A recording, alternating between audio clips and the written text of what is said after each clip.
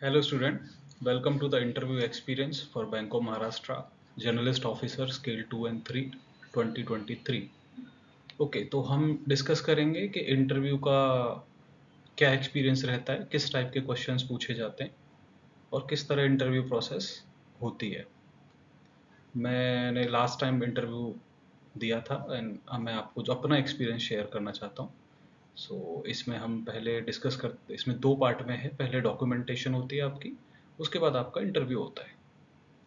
कुछ लोगों को डॉक्यूमेंटेशन को लेके भी कुछ डाउट्स रहते हैं, स्पेशली एक्सपीरियंस सर्टिफिकेट को लेके, तो पहले वो क्लियर कर लेते हैं। स्केल 3 के लिए दे आर वेरी क्लियर कि 1 साल का ब्रांच हेड का एक्सपीरियंस कंपलसरी है और they are strict about it कि 1 साल का कंपलसरी आपको ब्रांच हेड का एक्सपीरियंस होना चाहिए, उसके बिना आप एलिजिबल नहीं है। और एक्सपीरियंस सर्टिफिकेट आप इंटरव्यू के टाइम पे अगर दे सकते हैं, वेल एंड गुड। लेकिन कुछ बैंक होते हैं जो लोग, क्योंकि ज़्यादातर लोग ऑलरेडी कहीं ना कहीं किसी ना किसी बैंक में काम कर रहे हैं। कुछ बैंक हैं जो एक्सपीरियंस सर्टिफिकेट प्रोवाइड करते हैं, कुछ बैंक हैं जो नहीं प्रोवाइड करते हैं, पहले वो सिर्फ रेजिग्नेशन के बाद प्रोवाइड करते हैं। तो इसको लेके बहुत कन्फ्यूजन रहता है। तो मैं यहाँ पे क्लियर करना चाहूँगा कि जो लोग प्रेजेंट कर सकते हैं experience certificate at the time of documentation, बहुत अच्छी बात है। जो लोग नहीं कर सकते, वो लोग एक डिक्लेरेशन दे सकते हैं कि वो सो एंड सो बैंक में अभी इस पोस्ट पे काम कर रहे हैं, इतने साल से काम कर रहे हैं, और वंस उनका सिलेक्शन हो जाता है तब ज्वाइनिंग के टाइम पे वो original experience certificate in the given format देंगे। ठीक है, उसके बिना ज्वाइनिंग नहीं हो पाएगी। ओके, नाउ गिवन फॉर्मेट के ऊपर भी थोड़ा सा सवाल रहता है, क्योंकि सारी ऑर्गेनाइजेशन अपने अपने फॉर्मेट में देती है। तो इनका जो बैंक ऑफ महाराष्ट्र का दिया हुआ फॉर्मेट है वो नहीं लोग दे पाते हैं, बहुत सारी ऑर्गेनाइजेशन नहीं दे पाती है। तो उसके लिए भी कोई इतना स्ट्रिक्ट नहीं है। मेन है कि जो एलिजिबिलिटी क्राइटेरिया है वो उसमें प्रॉपरली क्लियर होना चाहिए। ब्रांच हेड का एक्सपीरियंस 1 साल का चाहिए, तो उसमें लिखा रहना चाहिए कि इस डेट से इस डेट तक आपने एज ए ब्रांच हेड काम किया है। और वो ब्रेक्स में भी है तो भी कोई बात नहीं है, बट 1 साल कंप्लीट होना चाहिए कि 1 साल कंप्लीट है। ठीक है। अब इसको भी लेके थोड़ा सा इशू रहता है कि कुछ लिखेंगे वो नहीं देंगे। कुछ लोग सिर्फ ऑफिसर लिख देते हैं, कुछ लोग असिस्टेंट मैनेजर, डेप्यूटी मैनेजर या मैनेजर लिख देते हैं, ब्रांच हेड नहीं मेंशन करते। उसके लिए आपको अपनी करंट ऑर्गेनाइजेशन के एचआर डिपार्टमेंट को कांटेक्ट करना पड़ेगा, उनको बताना पड़ेगा कि आपको ऐसे इस फॉर्मेट में, या एटलीस्ट इस फॉर्मेट में नहीं दे सकते तो कम से कम उस पर इतना मेंशन कर दें कि 1 साल का ब्रांच हेड एक्सपीरियंस आपका था और इस डेट से इस डेट तक इस ब्रांच में था। ठीक है, ओके। नाउ ये चीज़ हो गई। अभी होता क्या है, सबसे पहले आप जब जाएंगे इंटरव्यू के लिए, आपको जो टाइम दिया गया है आपके कॉल लेटर पे, उस टाइम पे पहुंच जाइए। ठीक है। उसके बाद में आपको जब सब लोग आ जाएंगे तो एक आपको डॉक्यूमेंटेशन के लिए एक फॉर्मेट मिलेगा, एक शीट मिलेगी जिस पे ऑलरेडी आपकी बेसिक डिटेल्स फिलअप करने। उसके बाद उसमें क्या क्या डॉक्यूमेंट आप सबमिट कर रहे हैं ओरिजिनल में, वो उसमें सारा मेंशन करना है, नीचे अपना साइन करना है और सबमिट करना है उसके साथ। वो एक आपका काइंड ऑफ कवरिंग लेटर हो गया।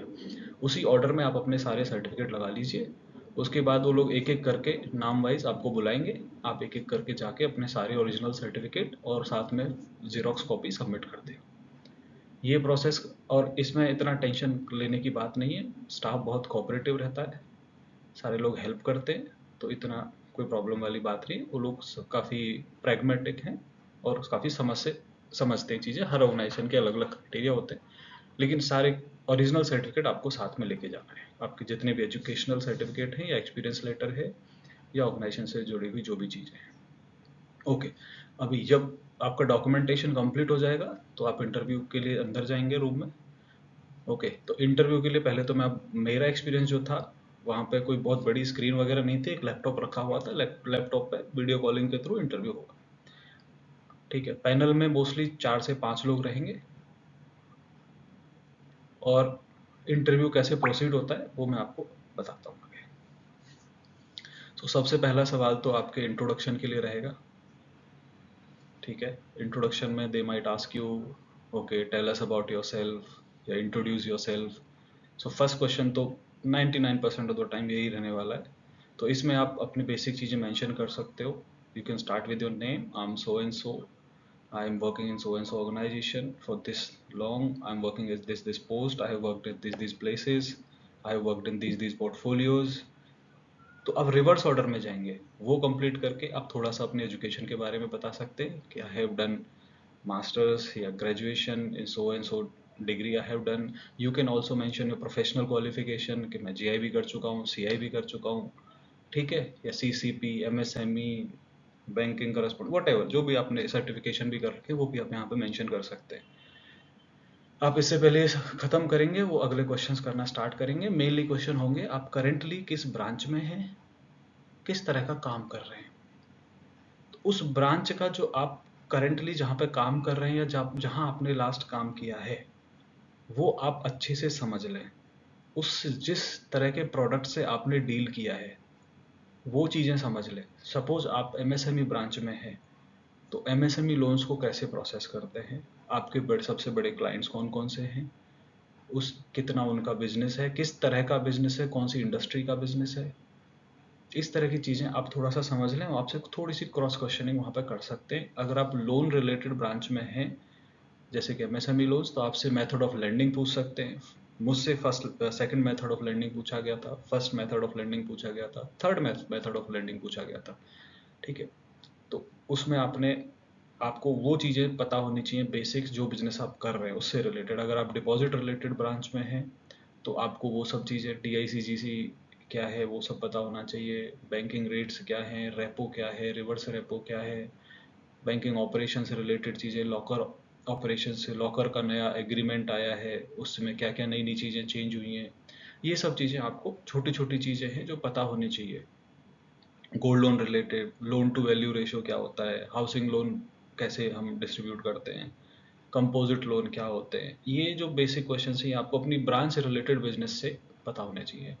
अगर आप एग्री रिलेटेड बिजनेस है आपकी ब्रांच का, अगर आप रूरल में काम करते हैं तो केसीसी, एमकेसीसी, ठीक है, फसल बीमा योजना, ये सब चीज़ें आपको पता होनी चाहिए। उसके बाद में आपका जो करंट ऑर्गेनाइजेशन है उसके बारे में थोड़ी चीज़ें वो पूछ सकते हैं, ठीक है। उसके बाद आता है आपका क्यों छोड़ना चाहते हैं क्वेश्चन। आप ऑलरेडी किसी बैंक में काम कर रहे हैं तो वहाँ से क्यों छोड़ना चाहते हैं। देखो ये बहुत ट्रिकी क्वेश्चन है, इसको लेके ऑनेस्ट रहिए प्लीज़।